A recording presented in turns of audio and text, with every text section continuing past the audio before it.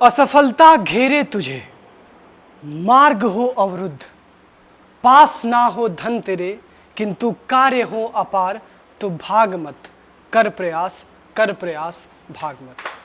तो एक बार फिर से आप सभी का स्वागत है आपके अपने चैनल टारगेट सेमेस्टर में। और आप सभी की बड़ी डिमांड थी कि sir business regulatory framework first का तो एक लेक्चर वीडियो आपने डाल दिया है, व्हाट अबाउट अदर सब्जेक्ट, क्या बाकी सारे सब्जेक्ट का भी सारे वीडियोस टारगेट सेमेस्टर के चैनल पे मिलेंगे? तो इस गलत फहमी मत रहिएगा कि सारे वीडियोस ही मिलेंगे आपको। हाँ, ये जरूर मैं कहूँगा कि जो इम्पोर्टेंट टॉपिक्स हैं, जो मेरे हिसाब से मेरे एंड से जो पॉसिबल होगा, थोड़ा बहुत वीडियो आपको टारगेट सेमेस्टर पे मिल जाएगा।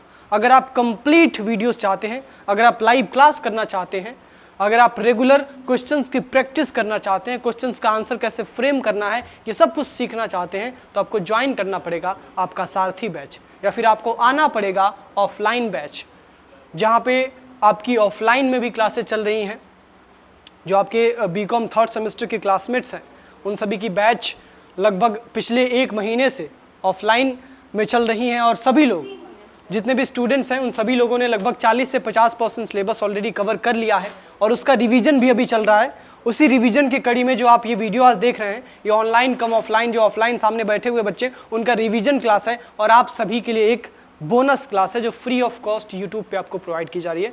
बट ये एक्सपेक्ट आप नहीं करिएगा कि आपको सारी ही क्लासेस इसी प्रकार से निरंतर मिलेंगी। अगर आपको सारी क्लासेस करनी है तो ऑफलाइन आ जाइए, या तो आप सारथी बैच को शीघ्र अतिशीघ्र ज्वाइन कर लीजिए। अगर कोई बच्चा पहली बार आया है चैनल पे, तो मैं आपको बता दूं कि जिस सब्जेक्ट की वीडियो आप अभी देख रहे हैं, या फिर टारगेट सेमेस्टर पे आप जितनी भी वीडियोस देखेंगे बीकॉम की, वो सारी ही वीडियोस डीडीयू के लिए भी एप्लीकेबल है, जो आपकी गोरखपुर यूनिवर्सिटी है, और उसके जितने भी एफिलिएटेड कॉलेज हैं। अगर आप डीडीयू के किसी भी एफिलिएटेड कॉलेज में पढ़ते हैं तो सिलेबस और एग्जाम आपका भी सेम ही होता है। दूसरी चीज़, महात्मा गांधी काशी विद्यापीठ का अगर कोई स्टूडेंट हो, या फिर महात्मा गांधी काशी विद्यापीठ के एफिलिएटेड कॉलेज का कोई स्टूडेंट हो, या फिर माँ सुखुम्बरी यूनिवर्सिटी का कोई स्टूडेंट हो, डॉक्टर भीमराव अंबेडकर यूनिवर्सिटी जो कि आगरा यूनिवर्सिटी है उसका कोई स्टूडेंट हो, या फिर CSJMU कानपुर यूनिवर्सिटी का अगर कोई स्टूडेंट हो, या फिर महात्मा ज्योतिबा फुले रोहिलाखंड यूनिवर्सिटी MJPRU, इसमें से किसी भी यूनिवर्सिटी के अगर आप स्टूडेंट हैं, तो आप सभी के लिए यही वीडियो नहीं, ये सारे वीडियोस जो आपको टारगेट सेमेस्टर में मिल रहे हैं, वो सारे के सारे वीडियोस आपके लिए इंपॉर्टेंट हैं,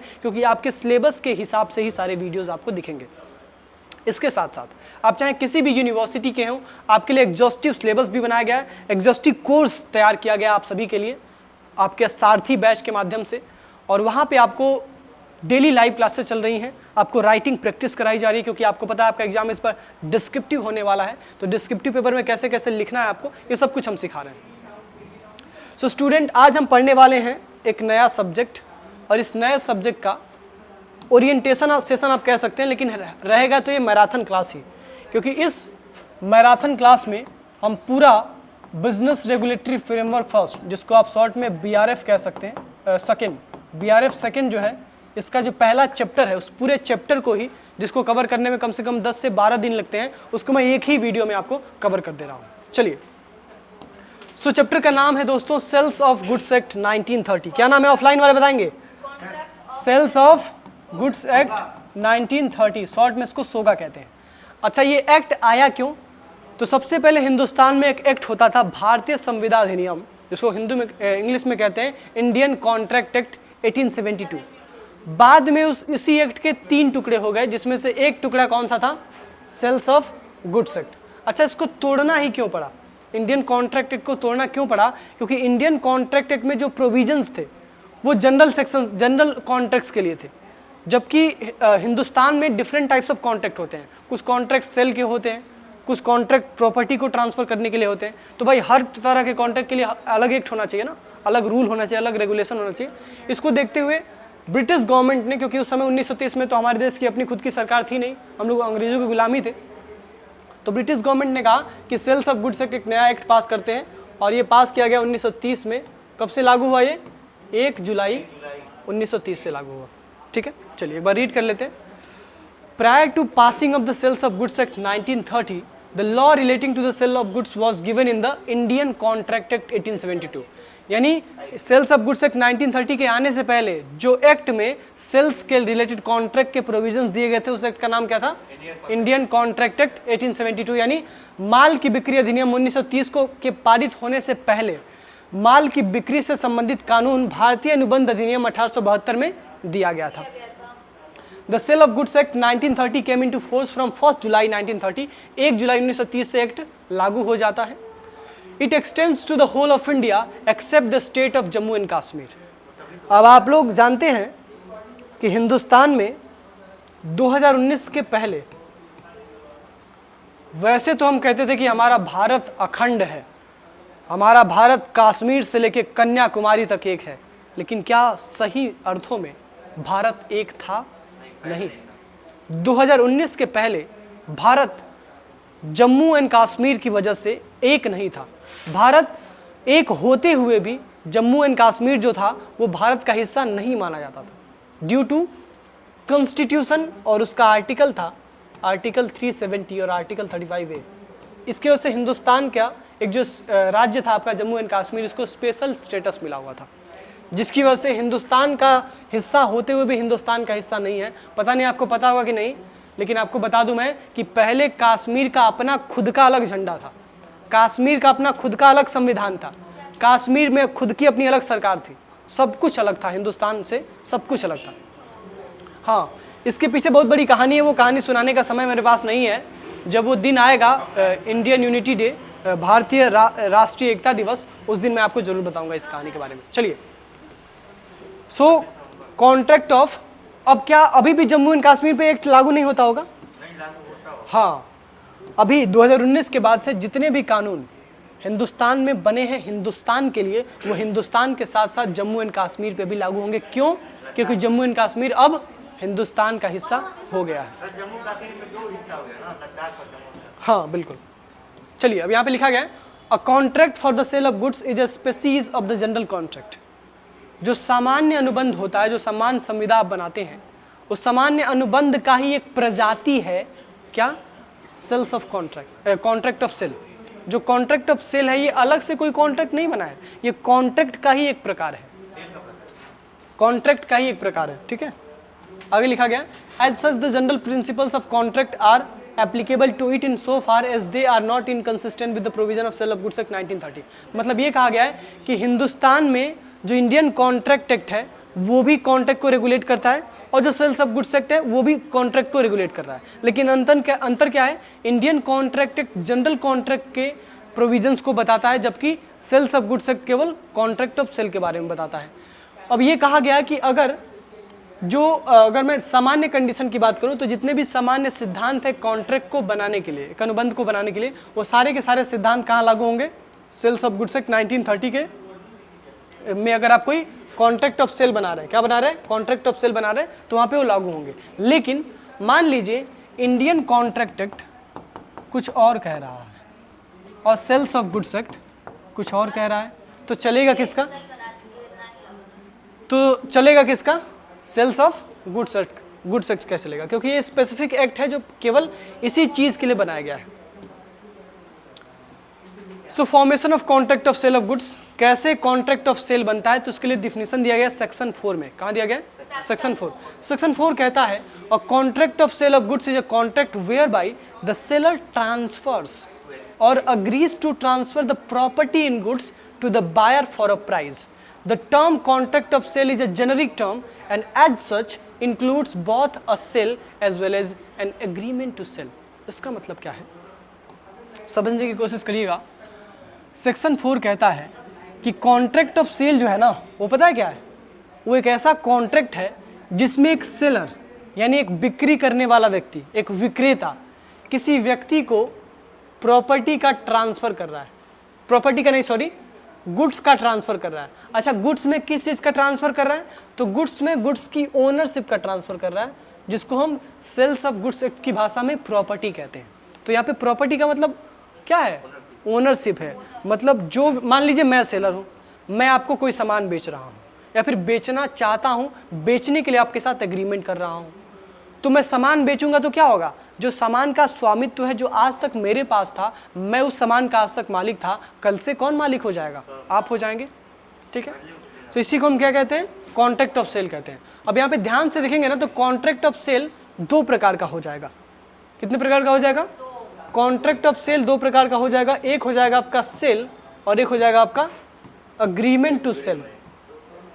आपको याद आना चाहिए, जब मैंने आपको बिजनेस रेगुलेटरी फ्रेमवर्क फर्स्ट पढ़ाया था तो वहाँ पे टाइप्स ऑफ कॉन्ट्रैक्ट में 2 कॉन्ट्रैक्ट पढ़ाए थे।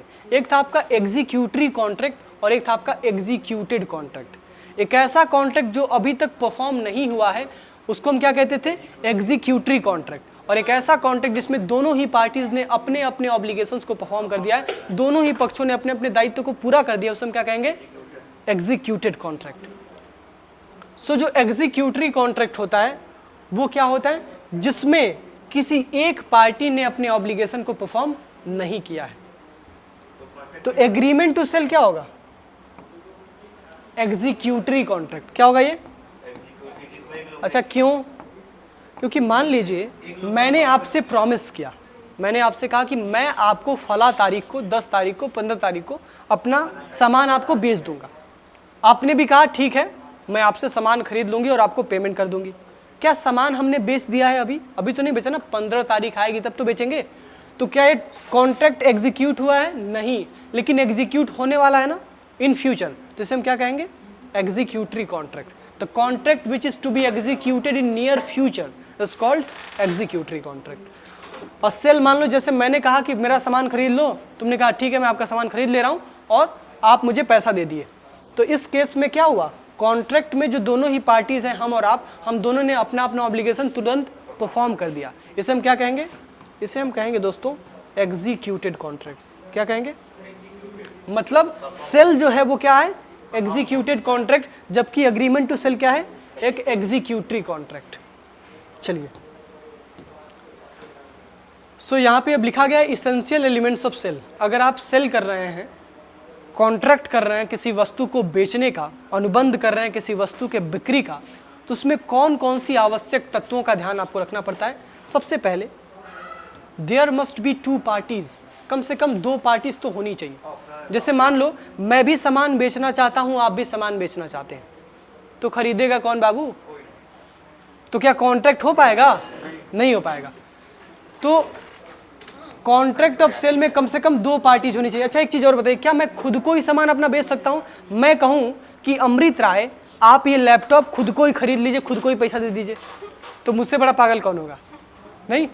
सो कॉन्ट्रैक्ट ऑफ सेल कर रहे हैं तो कितने लोग होने चाहिए, कम से कम 2 लोग। अच्छा ये 2 लोग में कौन कौन होंगे, एक होगा बायर जो बेचेगा और एक होगा बायर जो खरीदेगा और एक होगा सेलर जो बेचेगा। जैसे मैं हो गया सेलर और आप हो गए बायर। और होगा, क्यों नहीं ऑफर होगा, जैसे जो सेलर है वो ऑफर ही तो दे रहा है, सेलर ऑफर ही तो दे रहा है और बायर ऑफर को एक्सेप्ट कर रहा है, यानी ये ऑफर ही हो गया। समझ में आया, वही चीज़ है, बस थोड़ा सा टर्म्स जो है ना, टेक्निकल टर्म्स वो बदल गए हैं। सेकंड चीज यहाँ पे लिखा गया कि the subject matter of sale must be goods. हम किस चीज़ की बिक्री करेंगे, तो हम गुड्स की बिक्री करेंगे, तभी जाके कॉन्ट्रैक्ट ऑफ सेल बनेगा। Second thing. Third thing, price. क्या हम फ्री में आपको सामान दें तो उसको हम कॉन्ट्रैक्ट ऑफ सेल कह सकते हैं, नहीं। कॉन्ट्रैक्ट ऑफ सेल में बदले में प्राइस जरूर मिलना चाहिए, and price is what, price is the consideration.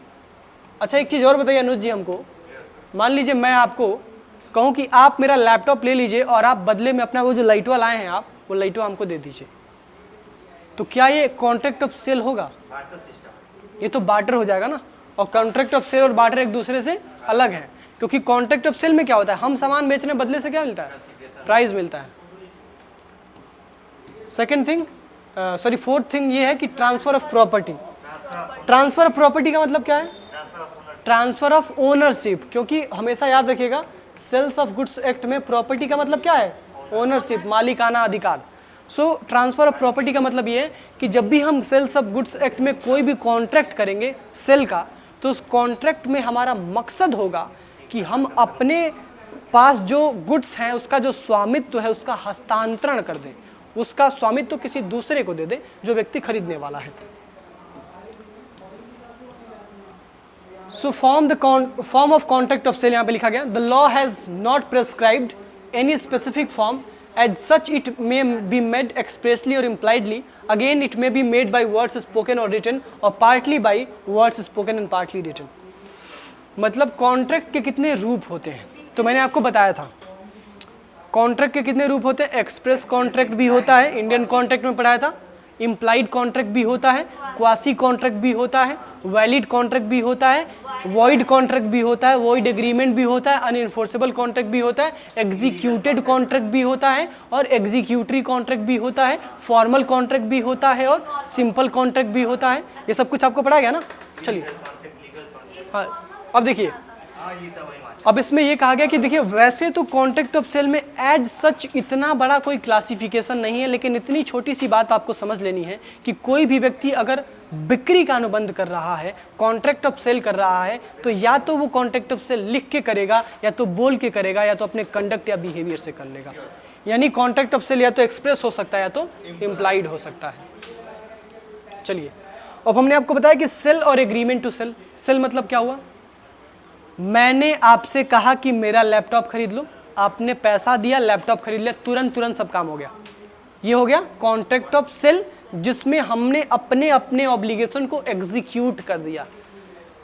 So cell क्या होता है, एग्जीक्यूटेड कॉन्ट्रैक्ट। क्या होता है प्रीति जी बताइए, प्रीति जी बताइए सेल क्या होता है, एग्जीक्यूटेड कॉन्ट्रैक्ट। क्या कहेंगे, एग्जीक्यूटेड कॉन्ट्रैक्ट। जबकि एग्रीमेंट टू सेल क्या होता है, एग्जीक्यूटरी कॉन्ट्रैक्ट, क्योंकि इसमें हमने आपसे वादा किया कि हम अपना लैपटॉप आपको इस तारीख को बेचेंगे।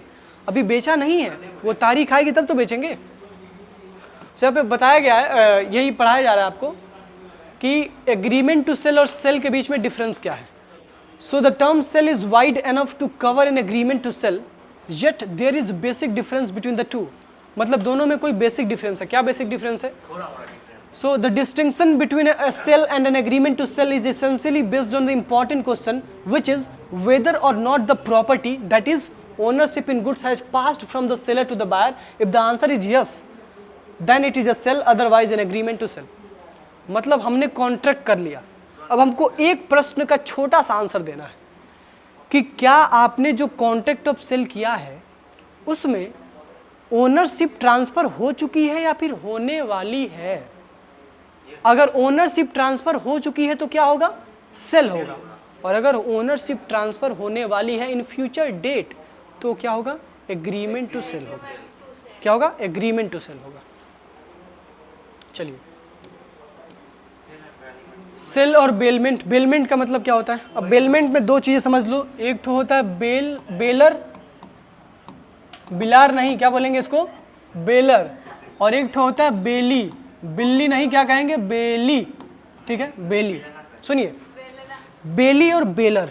बेलर मतलब जैसे मान लीजिए, एग्जांपल समझिए, मान लीजिए मैं कभी तो अमीर बन जाऊंगा, मेरे पास एक छोटी सी कार होगी टाटा नैनो, जब मैं पैसा कमाऊंगा तो मैं टाटा नैनो कार खरीदूंगा। ठीक है, अभी तो बंद भी हो गई है वो कार, पुरानी सेकेंड हैंड खरीदे, क्योंकि ज़्यादा पैसा तो है नहीं नया खरीदने का। सो सेकेंड हैंड कार मैं टाटा नैनो का खरीदूंगा। अच्छा, मान लीजिए मैंने टाटा नैनो कार खरीद लिया और मैंने अनुज जी को कहा कि अनुज जी आप इस टाटा नैनो कार को लेके रख लीजिए, अभी मैं जा रहा हूँ कहीं और जब मैं आऊँगा तो वापस कर दीजिएगा। ठीक है, सुनिए सुनिए, तो जब तक मैंने अनुज जी को संभाल के रखने के लिए कार दी है तो तब तक अनुज जी मेरे लिए क्या है, बेली हैं, और मैं उनके लिए क्या हूँ, बेलर हूँ। जो व्यक्ति अपने गुड्स का पोजेशन किसी दूसरे व्यक्ति को देता है कुछ टाइम पीरियड के लिए, उसे हम बेलर कहते हैं, और जिस व्यक्ति को देता है उसे हम बेली कहते हैं। क्या कहते हैं, बेली कहते हैं। अब देखो यहाँ पे लिखा गया है सेल और बेलमेंट में क्या अंतर है। तो सेल में जो होता है ना, वो ओनरशिप ट्रांसफर होती है। सेल में क्या ट्रांसफर होती है, ओनरशिप, यानी आज तक टाटा नैनो कार के मालिक हम थे, जिस दिन बेच दिया उस दिन से मालिक कौन हो जाएगा, आप हो जाएंगे। दूसरी चीज़, अगर आपको मैंने टाटा नैनो कार का केवल पोजीशन दिया है, मैंने आपसे ये कहा है कि जब तक मैं आ नहीं जाता हूँ तब तक टाटा नैनो कार किसके पास रहेगी, आपके अधिकार क्षेत्र में रहेगी, यानी आपके पोजीशन में रहेगी। तो उस समय के लिए आप क्या हो जाएंगे, मेरे लिए बेली हो जाएंगे। क्या आप उसके मालिक हो जाएंगे, मतलब मैं दोबारा जब लौट के आऊँगा तो आप मुझे पहचानने से इनकार करेंगे, तो इसका मतलब आप बहुत बड़े बेईमान आदमी हैं। चलिए आगे बढ़ते हैं। सेल और गिफ्ट में क्या अंतर है। तो सेल हमेशा प्राइस के लिए होता है। जैसे अगर मैं आपको लैपटॉप बेच रहा हूँ तो मेरी एक्सपेक्टेशन होगी कि आप मुझे प्राइस देंगे, पैसा देंगे उसका। लेकिन गिफ्ट में क्या आप एक्सपेक्टेशन रखते हैं, जैसे बर्थडे में लोग जाते हैं, तो जैसे मैं तो एक्सपेक्टेशन रखता हूँ, गांव में न्योता होता है, न्योता समझते हो, तो न्योता में जब आप जाते हैं, जैसे मान लो मुझे 500 रुपये का न्योता करना है, 501 रुपये का, तो क्या करूँगा ना, कम से कम 6-7 दोस्तों को लेके जाऊँगा और सुबह से मैं खाना नहीं खाऊँगा, फिर शाम को ही हचड़ के, समझ रहे हो, खूब इतना मतलब दो चार थरिया लेके खाएंगे। भाई 500 रुपया सधाना भी तो है, ऐसे थोड़ा ना जा रहा है 500 रुपया। तो भाई अब देखो, जो व्यक्ति गिफ्ट देता है, जैसे मान लो तुम किसी के बर्थडे में गए तो वहाँ पे तुम गिफ्ट लेके जा रहे हो, तो क्या तुम बदले में एक्सपेक्ट करोगे कि वो कुछ देगा? वो अलग बात है, वो ऐसे ही दे देता है, केक वेक मिल जाता है खाना होने के लिए। सो जब भी आप गिफ्ट की बात करेंगे तो गिफ्ट में कोई कंसीडरेशन नहीं होता है। क्या नहीं होता है? Consideration means something that you are getting in return, जो चीज़ आपको बदले में मिल रही है वही क्या है? कंसीडरेशन। नेक्स्ट, तो बार्टर सिस्टम भी तो कंसीडरेशन नहीं, बार्टर सिस्टम में कंसीडरेशन मिल रहा है। अंतर ये है कि बार्टर सिस्टम में कंसीडरेशन प्राइस के रूप में नहीं मिल रहा है, वो हम आपको गुड्स दे रहे हैं, बदले में आप भी गुड्स दे रहे हैं। मैं आपको लैपटॉप दे रहा हूँ, आप मुझे लाइट दे रहे हैं, तो आप मुझे पैसा नहीं दे रहे हैं, तो बार्टर वही चीज़ हो गया। सेल और बार्टर में अंतर क्या है? तो सेल में एक्सचेंज होता है किसके किसके बीच में? गुड्स और प्राइस, गुड्स एंड प्राइस का एक्सचेंज होता है। मतलब मैं आपको सामान दूंगा तो आप बदले में क्या देंगे? पैसा देंगे। जबकि बार्टर या एक्सचेंज में क्या होता है? गुड्स के बदले गुड्स ही मिलते हैं, मतलब सामान के बदले सामान। इसको हम CC इकोनॉमी कहते हैं। क्या कहते हैं बार्टर सिस्टम को? CC इकोनॉमी, यानी कमोडिटी टू कमोडिटी इकोनॉमी। एक ऐसी अर्थव्यवस्था जिसमें सामान के बदले सामान ही मिलता है। अच्छा, आपको जान के हैरत होगा थोड़ा सा कि हमारा जो देश है आज भी बार्टर सिस्टम को फॉलो करता है। जब इंटरनेशनल हम ट्रेड करते हैं, इंपोर्ट एक्सपोर्ट होता है, जैसे आपको पता नहीं होगा, अभी पाइपलाइन बन रही है हिंदुस्तान से कहाँ के लिए?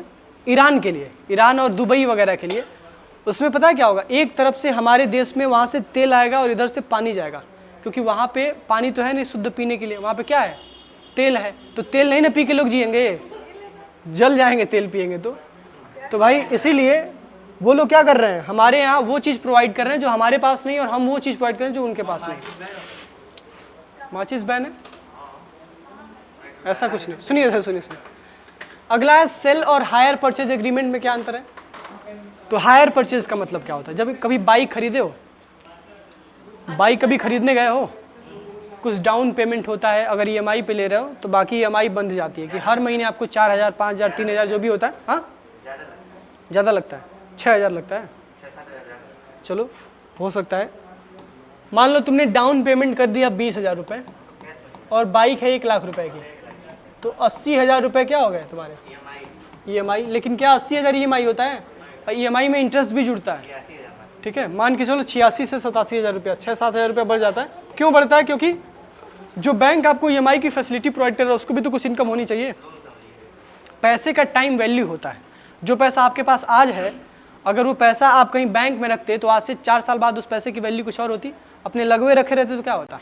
बढ़ता क्या? वो अंडा देता, वो नहीं बढ़ता। लेकिन बैंक में रखते, स्टॉक मार्केट में लगाते, कहीं इन्वेस्ट कर देते तो उसकी वैल्यू इंक्रीज होती डेफिनेटली। तो सेल और हायर परचेज एग्रीमेंट में क्या डिफरेंस है? तो बेसिक डिफरेंस यही है कि सेल में ओनरशिप इमीडिएटली ट्रांसफर हो जाती है, जबकि हायर परचेज एग्रीमेंट में आपकी ओनरशिप तब ट्रांसफर होगी जब आप लास्ट इंस्टॉलमेंट पे करेंगे। मतलब बाइक के आप असली हकदार तब होंगे ना जब आखिरी EMI आप पे कर देंगे। अच्छा, कभी देखा है गांव में, जैसे मैंने बहुत देखा है, गांव में छोटे छोटे व्यापारी हैं, कुछ मुर्गा काटने वाले हैं, तो वो क्या करते हैं ना, कुछ मुर्गा काट लिए, मान लो पैसा उनके पास है 20,000 रुपया। उनका भी शौक है भाई, हर इंसान का शौक है, गरीब हो चाहे अमीर हो, कि मेरे पास भी गाड़ी हो, थोड़ा मैं भी एक्सीलरेटर लूँ, थोड़ा मैं भी गियर चढ़ाऊँ, उसका भी इच्छा होता है। तो वो ले लेते हैं सब, हमारे यहाँ लिए हैं सब कई ठो।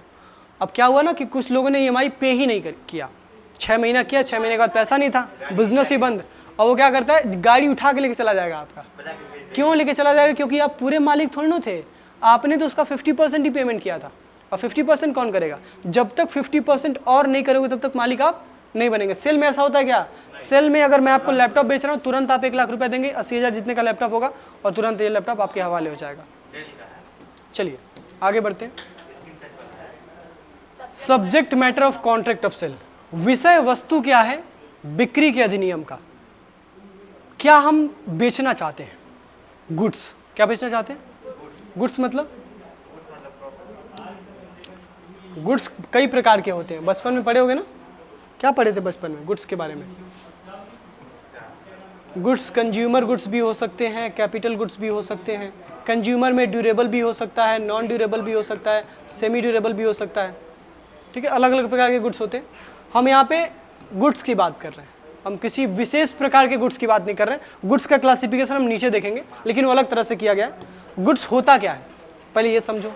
कॉमर्स पढ़ते हो, गुड्स क्या होता है? वस्तु क्या है, सामान क्या है, माल क्या है? सर जिसे बेचने से प्रॉफिट, जिसे बेचने से प्रॉफिट हो। अच्छा, वो वस्तु है, वो गुड्स हैं। जैसे मान लो मैं अपना कोर्स बेच रहा हूँ, सारथी, हाँ, बच्चे खरीदते हैं, उनको प्रॉफिट होता है। तो क्या मेरा सारथी भी गुड्स हो गया? नहीं, सारथी तो सर्विस है ना। I am not providing you tangible things. Goods हमेशा टेंजिबल होता है, जिसको आप छू सकते हैं, देख सकते हैं। क्या सर्विस, इसको आप छू सकते हैं? हाँ, देख तो सकते हैं मुझे, ठीक है। छू सकते हैं क्या? वहाँ पे बैठ के कैमरे पे, हाँ, वहाँ पे जो लैपटॉप में देखेगा बच्चा या फिर जो भी फ़ोन में देखेगा बच्चा, वो तो मुझे। सर गुड्स एंड सर्विसेज को, गुड्स एंड सर्विसेज का ओनरशिप नहीं, मतलब उसको डिफरेंस क्या होता है? क्या है? डिफरेंस यही है कि गुड्स जो होते हैं वो टेंजिबल होते हैं, आप उनको छू सकते हैं, देख सकते हैं, सामने से देख सकते हैं। लेकिन जो सर्विसेज होती हैं बस आप उसको महसूस कर सकते हैं। जैसे मैं पढ़ा रहा हूँ तो मेरी पढ़ाई गई चीज़ क्या स्पष्ट आपको दिख रही है कि यहाँ से सर के जुबान से शब्द निकल रहा है, contract of sale, subject matter of contract of sale, वो मेरे दिमाग में सीधे जा रहा है।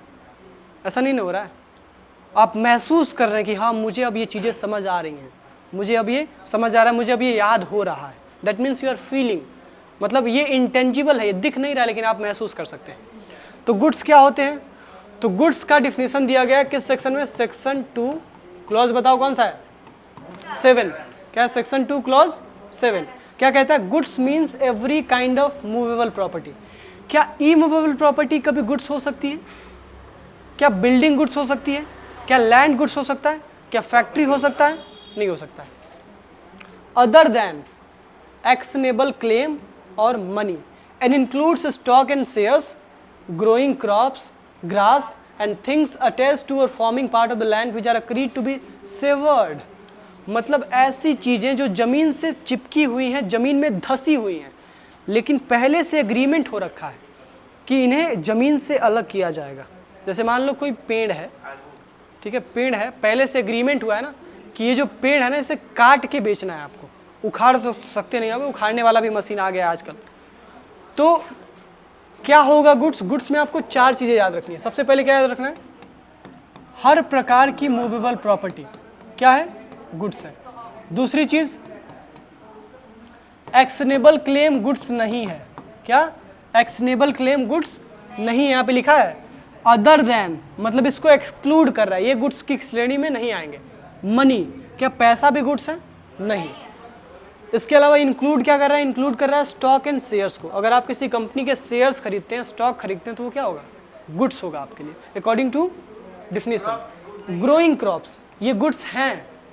जैसे मान लीजिए आपने फसल उगाई है खेत में, धान, गेहूं, जो भी होता है, तो अगर आप कोई व्यक्ति उसको काट के लेके जा रहा है या फिर उसको आप तोड़ वगैरह के जो भी उसको दाम वगैरह के दे रहे हैं उसको, तो वो भी उसके लिए क्या होगा? गुड्स होगा। सामने वाले व्यक्ति के लिए, आपके लिए भी वही है। और कोई भी ऐसी चीज़, अच्छा पता है घास भी बहुत महंगी महंगी मिलती हैं, आपको पता नहीं होगा। बहुत ऐसी घासें हैं जिससे बहुत सारी औषधियाँ बनती हैं, बहुत महंगी महंगी मिलते हैं। तो गुड्स की श्रेणी में ग्रास भी आ सकते हैं। चलिए, तो इतना सारा आ गया। क्या क्या आ गया? Goods means every kind of movable property other than actionable claim and money and includes stock and shares. और क्या है? Growing crops, grass and things attached to a forming part of the land which are agreed to be severed before sale or under the contract of sale। ये पूरा definition आपको याद होना चाहिए। अब गुड्स में क्या क्या विशेषताएं होनी चाहिए? Essential features that a goods should have. तो पहली चीज, गुड्स क्या होना चाहिए? Movable property. क्या बिल्डिंग गुड्स हो सकता है? नहीं हो सकता है। लैंड हो सकता है? नहीं हो सकता है। क्यों नहीं हो सकता है? क्योंकि ये मूवेबल नहीं है, ये इमूवेबल है। क्या है? इमूवेबल है। इमूवेबल मतलब इसको एक जगह से दूसरी जगह तक स्थानांतरित नहीं किया जा सकता है। अब कुछ लोग आ जाएंगे, कहने लगेंगे कि सर जी बिल्डिंगों उठा के वहाँ रख देंगे। अरे बाबू, बिल्डिंगों उठा के रख तो दोगे, लेकिन क्या बिल्डिंग जिस प्रकार से यहाँ पे स्टेबल है उसी प्रकार से वहाँ चली जाएगी? नींव होता है बिल्डिंगों में नीचे बहुत अंदर तक, और आप चाहे कोई भी मशीन लगा लें, कुछ न कुछ तो टूट ही जाएगा। ठीक है, इतनी बड़ी बिल्डिंग कैसे उठाओगे?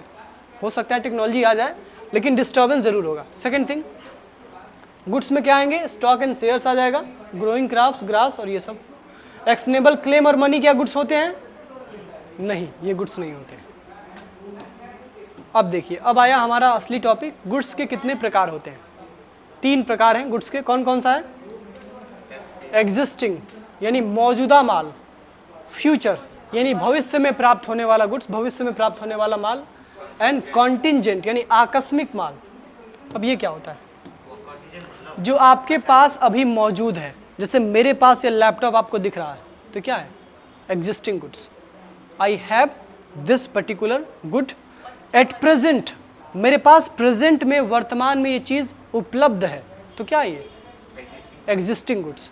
अच्छा, मैं आपसे कह रहा हूँ कि देखिए बाबू, मेरे पास लैपटॉप अभी है नहीं, मैं लैपटॉप नेक्स्ट मंथ में 15 तारीख को खरीदूंगा। जब मैं वो लैपटॉप नेक्स्ट मंथ में 15 तारीख को खरीदूंगा, उसके बाद 20 तारीख तक मैं आपको बेच दूंगा। तो जो चीज़ मेरे पास खुद अभी नहीं है, मैं उस चीज़ को बेचने का सौदा कर रहा हूँ, तो क्या है? फ्यूचर गुड्स यानी भविष्य में मिलने वाली वस्तुएं। और लास्ट है कॉन्टिंजेंट गुड, ऐसे गुड्स जो जिसका मिलना किसी कंडीशन पे डिपेंड करता है। जैसे आप सभी को थोड़ा बुरा लगेगा, लेकिन ये बात सच्चाई है कि जब हमारे या फिर किसी के भी पिता जब चले जाएंगे तो प्रॉपर्टी का वारिस कौन होगा? मालिक कौन होगा? आप ही लोग होंगे। अच्छा, कुछ लोग बड़ा खुश होते हैं, हाँ पिताजी चले जाएंगे तो हम मालिक बनेंगे। बाबू, पिताजी का जो रोल है आपकी ज़िंदगी में, वो प्रॉपर्टी या फिर कोई भी चीज़ कभी पूरी नहीं कर सकती है।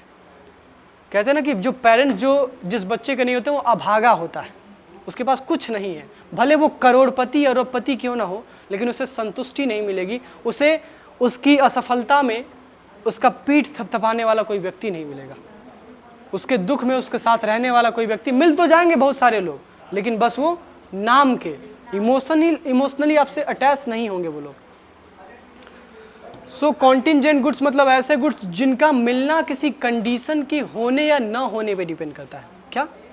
कंटिंजेंट गुड्स यानी ऐसे गुड्स जिनका मिलना किसी कंडीशन के होने या फिर न होने पे डिपेंड करता है, वो आपका कॉन्टिंजेंट गुड। अब देखो यहाँ पे एग्जिस्टिंग के भी 3 प्रकार हो गए हैं, स्पेसिफिक गुड्स, असर्टेन गुड्स और अनअसर्टेन गुड्स। अब यहाँ पे देख लेते हैं, एक एक का डिफिनीशन भी देख लेते हैं। पहला है एग्जिस्टिंग गुड्स।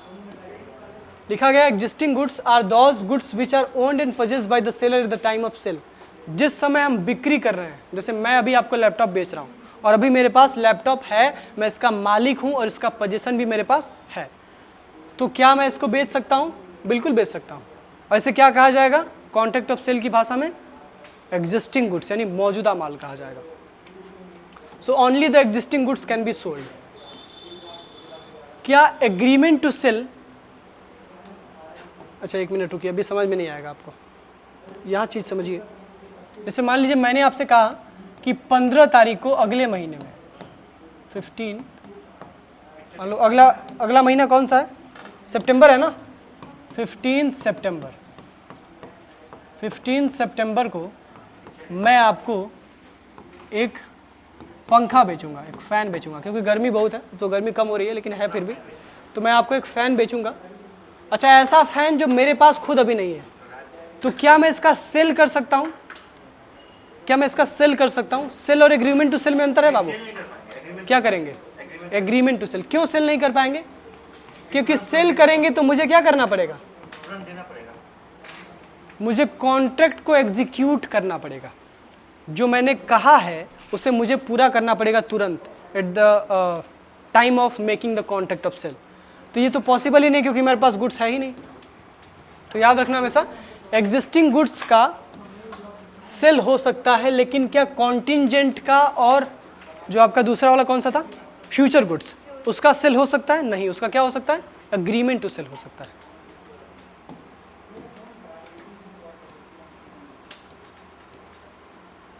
सो आज आई थिंक हो गया है लगभग, जो कॉन्ट्रैक्ट ऑफ सेल है उसमें जो भी इंपॉर्टेंट चीज़ें हैं वो मैंने कवर कर दी। सो ये था आपका पहला चैप्टर। जो अभी बच्चे यूट्यूब पे देख रहे होंगे इस लेक्चर को, मैं उनके लिए बता दूं कि आपकी जो क्लासेस हैं वो आपके सारथी बैच में ऑलरेडी चल रही हैं लाइव रेगुलर बेसिस पे।